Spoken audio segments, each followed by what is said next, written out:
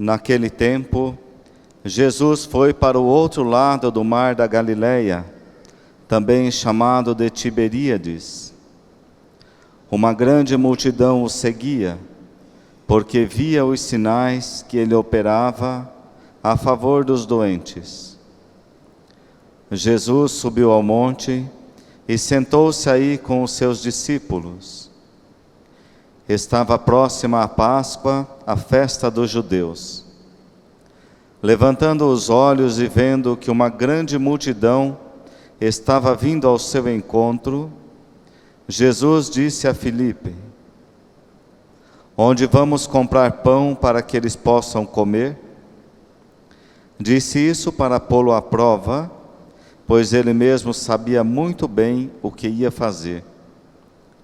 Filipe respondeu: "Nem 200 moedas de prata bastariam para dar um pedaço de pão a cada um." Um dos discípulos, André, o irmão de Simão Pedro, disse: "Está aqui um menino com 5 pães de cevada e 2 peixes. Mas o que é isso para tanta gente?" Jesus disse: "Fazei sentar as pessoas." Havia ali muita relva naquele lugar, e lá se sentaram aproximadamente 5.000 homens. Jesus tomou os pães, deu graças e distribuiu-os aos que estavam sentados, tanto quanto queriam, e fez o mesmo com os peixes. Quando todos ficaram satisfeitos, Jesus disse aos discípulos: "Recolhei os pedaços que sobraram, para que nada se perca." Recolheram os pedaços e encheram 12 cestos com as sobras dos 5 pães deixadas pelos que haviam comido. Vendo o sinal que Jesus tinha realizado, aqueles homens exclamavam: "Este é verdadeiramente o profeta, aquele que deve vir ao mundo." Mas quando notou que estavam querendo levá-lo para proclamá-lo rei, Jesus retirou-se de novo, sozinho para o monte. Palavra da salvação.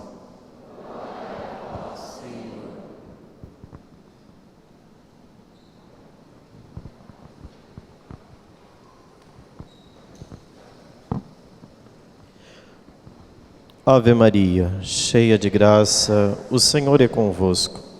Bendita sois vós entre as mulheres, e bendito é o fruto do vosso ventre, Jesus. Santa Maria, Mãe de Deus, rogai por nós, pecadores, agora e na hora de nossa morte. Amém. Nossa Senhora, Rainha dos Anjos. Queridos irmãos, há inúmeros motivos pelos quais nós nos reunimos nesta ação litúrgica para celebrarmos o ápice da nossa fé, que é a celebração da Santa Missa. Primeiro motivo, porque nós estamos celebrando o tempo da Páscoa, e na Páscoa nós celebramos esta grande vitória do Senhor ressuscitado. Mas também nós rezamos hoje por todas as famílias do nosso santuário, lembrando dos pais de Santa Teresinha, São Luís e Santa Zélia Martã, que trilharam um grande caminho e são modelo para as nossas famílias de como chegar à santidade e de crer que a santidade também é possível em nossa casa. É uma graça muito grande para a cidade de Bandeirantes ter um santuário de Santa Teresinha e como padroeiros secundários os seus pais, Luís e Zélia Martã, que são fonte de inspiração para todas as famílias e um chamado para que as nossas famílias sejam santas.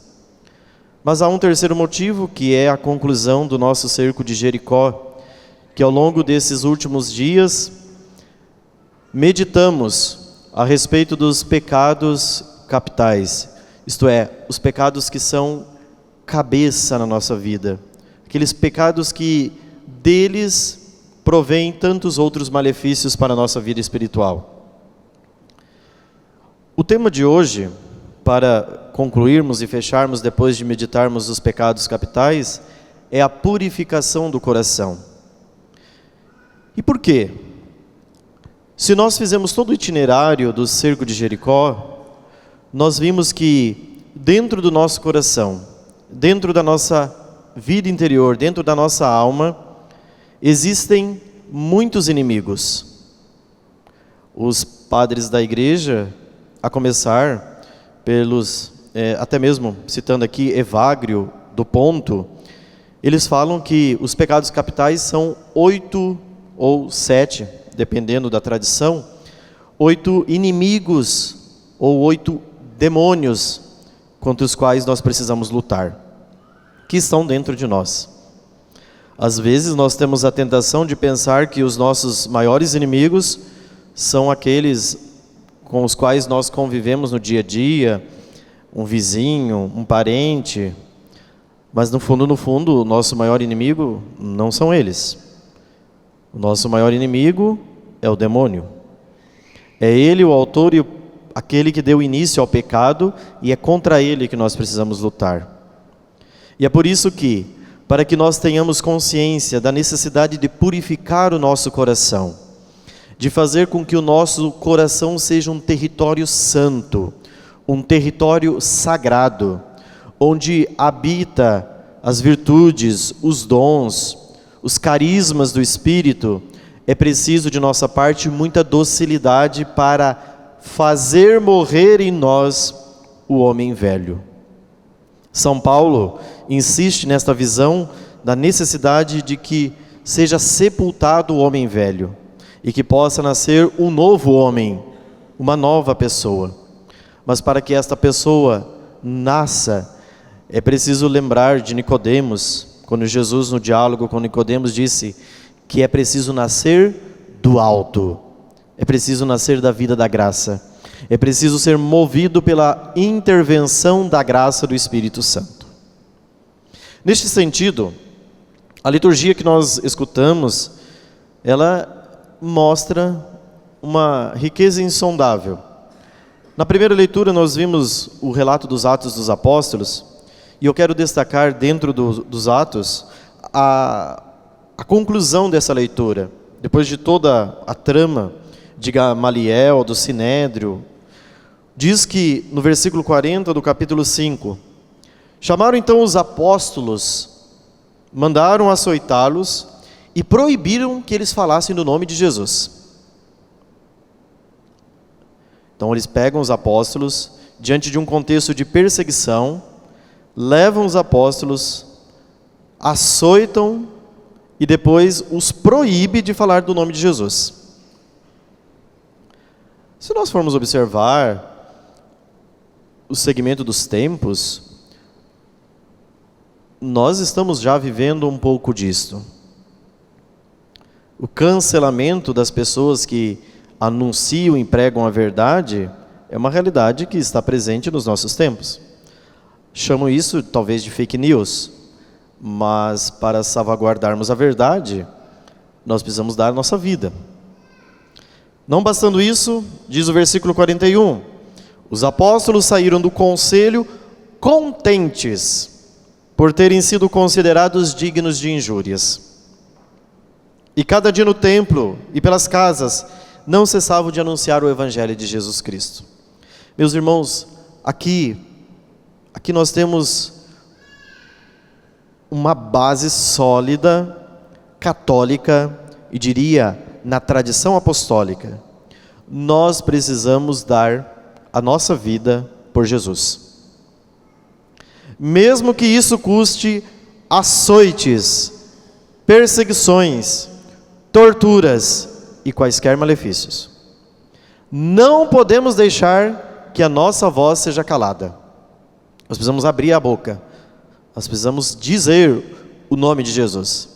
Mesmo quando o mundo, os poderes, querem calar a voz de Jesus. E já nós vamos falar os modos pelos quais hoje nós travamos uma batalha e uma luta para calar o nome de Jesus, que querem calar o nome de Jesus.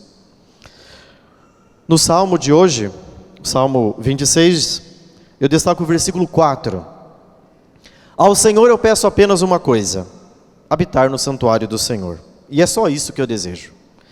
Queira Deus que ao longo desses dias de cerco, o nosso coração esteja assim, com um único desejo: habitar nos átrios do Senhor, habitar na casa de Deus, habitar no santuário dos céus. Aquele santuário que nosso Senhor Jesus Cristo abriu, escancarou as portas com a sua ressurreição, para nos dar acesso à vida divina. E dessa vida, nós nos tornamos participantes pelo batismo. Por isso fiz questão de hoje aspergi-los com a água benta no início dessa celebração, para recordar o nosso batismo, para recordar que é o batismo com o qual nós fomos sepultados na morte de Cristo, é que nós seremos capazes de dizer o nome de Jesus, de sofrer os açoites por amor a Cristo. Porque sem a graça, meus irmãos, todos nos acovardamos. Não pense que é porque você rezou um pouco mais esses dias, que você tem força para aguentar o açoite, a tortura. Nós não temos, nós não damos conta. Isso só é possível através da graça, através do dom da fortaleza, que é um dom do Espírito. Sem a graça de Deus, nós não podemos nada.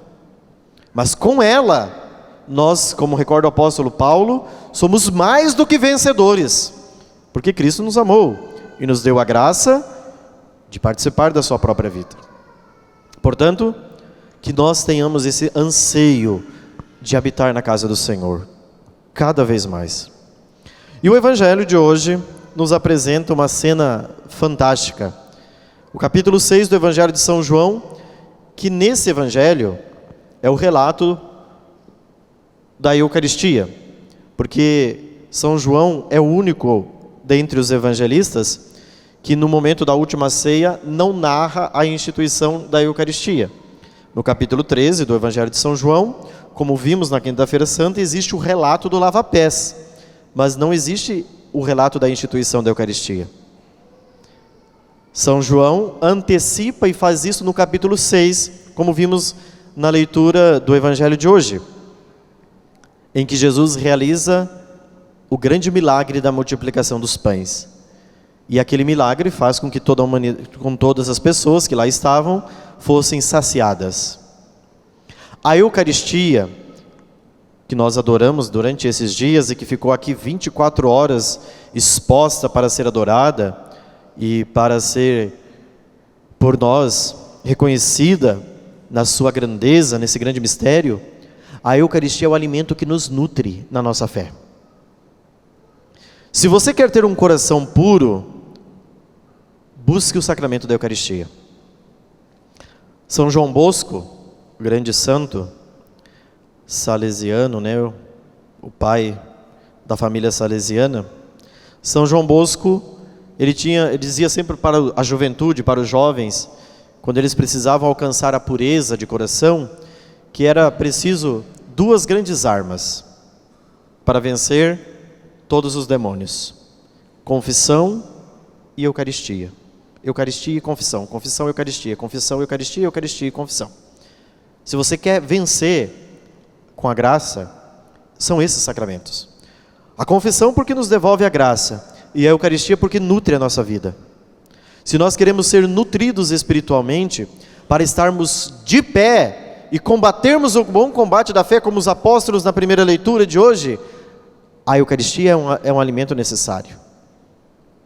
Se nós não tivermos uma verdadeira comunhão, um verdadeiro contato com Cristo na Eucaristia, nós não somos capazes de vencer. Porque o soldado, ele precisa ser alimentado. Mas sabe qual é o maior problema? É que nós estamos num estado, agora, de igreja, em que as pessoas não sabem que elas estão lutando. Contra quem nós estamos lutando nesse mundo? Nós estamos lutando contra os governos ditatoriais? Contra os poderes que assolam e perseguem? Não. A nossa luta, diz o apóstolo Paulo, que não é contra a carne. A nossa luta é contra quem? Contra os espíritos malignos. Como na oração de São Miguel, os espíritos malignos que vagueiam pelo mundo para perder as almas, para colocar em risco as almas. É essa a nossa luta. O cerco de Jericó, ele é um treinamento para os soldados de Cristo. Esses dias que nós tivemos de cerco aqui, não foi só para a gente acordar de madrugada, ou aqueles que vieram durante o dia, ficar 1 hora aqui rezando, e depois acabou, e legal, voltou para casa. Não! Estes dias foram dias de treinamento, de soldados que vão lá treinar para se preparar para o combate. E a nossa luta, as nossas armas terríveis, implacáveis, são a fé e a oração. Através da oração, nós somos capazes de lutar contra tudo e contra todos. Sobretudo contra o demônio, que é o maior inimigo da alma. Meus irmãos, se nós não entendermos que nós estamos em luta, e que essa luta, ela é travada em toda a Sagrada Escritura. Padre, quando começou essa luta? A luta começou no capítulo 3 do livro do Gênesis, lá no Éden. Foi lá que a luta começou. E quando que ela vai acabar? No Apocalipse. Capítulo 12 do Apocalipse de São João. E ainda mais alguns capítulos, para que o capítulo 18 vai dizer: caiu Babilônia. Caiu a Babilônia. E aí vai aparecer o primeiro cântico do Cordeiro, daqueles que foram vitoriosos. Mas caso contrário, é sangue derramado, é luta. A leitura de hoje, a primeira leitura, foi prova disso. É batalha. Nós estamos lutando contra os inimigos. Se você não sabe que você está lutando, você precisa saber disso. Acorda. Você está sendo noticiado hoje que você está numa luta e que você precisa entrar num combate espiritual, se tornando um soldado, um guerreiro que vai lutar contra os inimigos da alma. E é por isso que cada vez mais a nossa paróquia, Santuário Santa Teresinha do Menino Jesus, deverá ser uma paróquia fervorosa pela oração. Aqui será um santuário, um solo sagrado, um berço de oração, onde os fiéis acorrem para o santuário. Para quê? Para encontrar refúgio. Os desesperados, é tão bonito na oração de dedicação de uma igreja, que o bispo vai dedicar a igreja e consagrar a igreja. Na oração, na prece de dedicação, está dito lá que os fiéis aqui vão acorrer para receber os sacramentos: o batismo, a eucaristia, a confirmação, o matrimônio, a ordem, todos os sacramentos. Mas aqui também eles vão encontrar refrigério para suas almas. Eles serão renovados pela graça. Quando estou desesperado, eu sei aonde eu posso correr, porque eu sei que aqui eu encontrarei aquele que é o refúgio da minha alma, aquele que é o porto seguro, aquele que me sustenta, aquele que me segura, Cristo. E é por isso que eu insisto que o santuário seja cada vez mais um lugar silencioso. As pessoas não estão me compreendendo, mas para que eu tenho pedido isso? Não é um capricho, é para que a gente saiba que aqui eu devo calar e falar de Deus ou com Deus, ponto. Não é simplesmente um capricho, que é uma igrejinha quieta. Não, aqui é a casa de Deus, e na casa de Deus eu entro respeitosamente, eu vivo silenciosamente para adorar nos átrios de Deus, contemplar Deus, adorar, e não ser empecilho para os vizinhos, os irmãos que estão do lado, que estão querendo rezar, e você está atrapalhando. Transformar esta casa, este santuário, num solo sagrado, numa antecipação do céu. Aqui eu sei que eu encontro refrigério para as nossas almas. É isso, meus irmãos. Esta casa deve ser uma casa de oração. Essa casa deve ser casa onde nós encontramos refúgio. E para que a gente purifique o nosso coração, que é o tema de hoje, só é possível um coração puro se nós combatermos o bom combate da fé. Se nós lutarmos contra tudo e contra todos, e não desistirmos desta batalha. Mesmo que a gente se sinta um soldadozinho fraco, porque nós somos aqueles soldadozinhos que dão vergonha. Nossa! Mas nós sabemos que a força para lutarmos não vem de nós. Ela vem da Eucaristia. E é por isso que a gente se nutre da Eucaristia. Porque nós vamos ser robustecidos pela Eucaristia. Os mártires, os santos, se robusteceram da Eucaristia. Não pense que os mártires, os santos, em toda a tradição da história da igreja, chegaram onde chegaram somente com as suas próprias forças. Não chega. Nós só somos capazes de alguma coisa em Jesus.